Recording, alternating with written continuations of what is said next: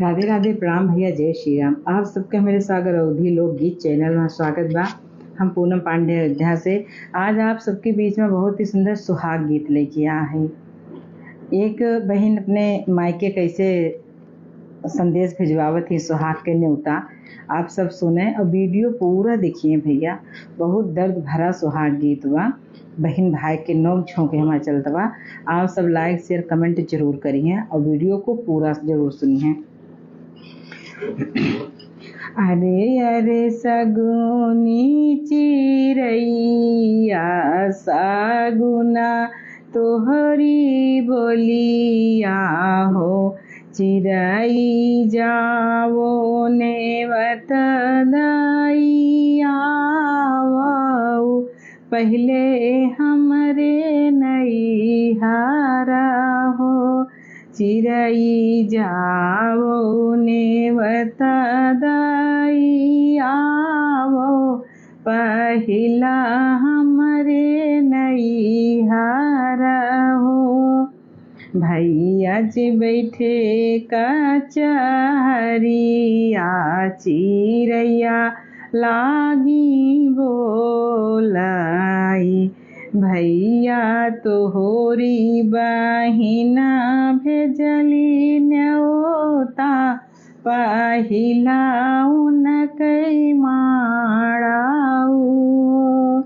भैया तोहरी बहिना भेजली न्योता, पहिला उनकै माड़ाऊ।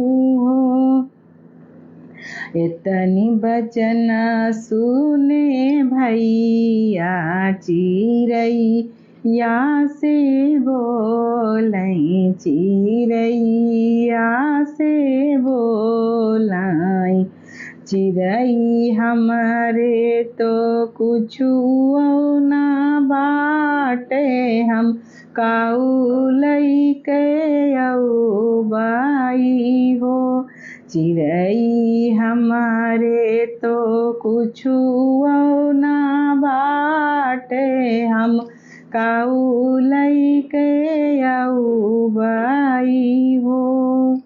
जब तोहरे कुछु ना बाटे, सुना हो हमर भैया, सुना हो हमर भैया हो।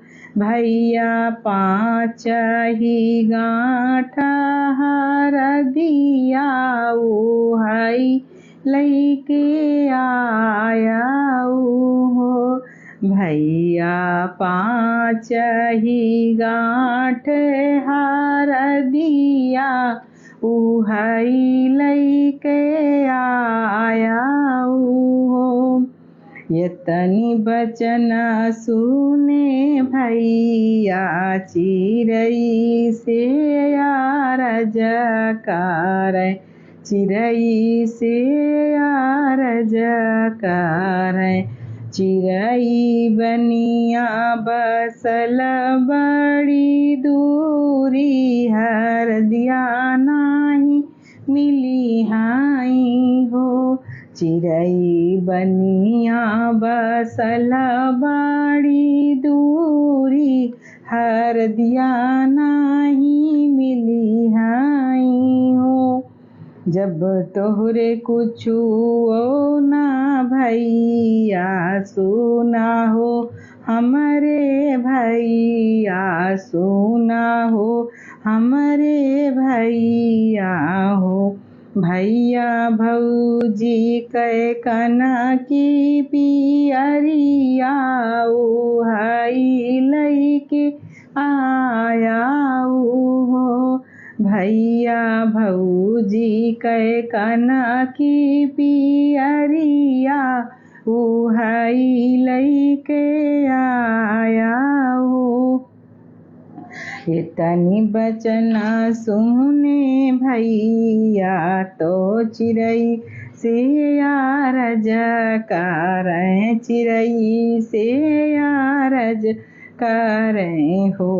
चिरई भौजी उनके गई नाई हरवा, पियरिया नाही मिली हाई हो।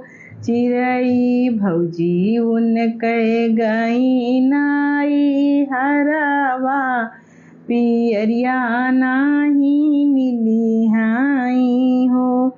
जब तोहरे कुछु ना बाटे सोना हो, मोरे भैया सोना हो, मोरे भैया हो।